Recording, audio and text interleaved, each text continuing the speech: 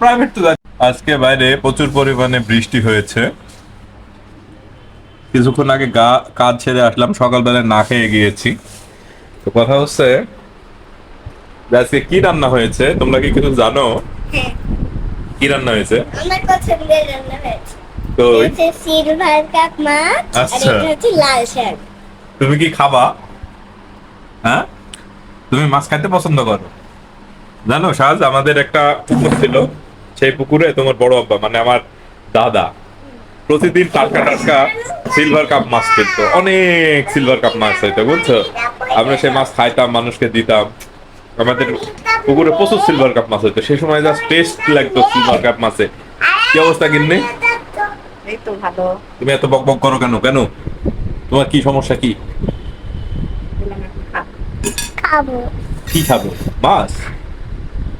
তা আলহামদুলিল্লাহ, সারাদিন বৃষ্টির মধ্যে কাজ করে এসে এখন গিন্নির হাতের এই যে ধোয়াটা ধোয়া ওঠা ভাত আর এই যে লাল শাক খাবো, আমার ভালো লাগছে। খুবই ভালো লাগছে আমার। আমার ভালো লাগছে না। কেন? আমার প্রাইভেটে যেতে হবে।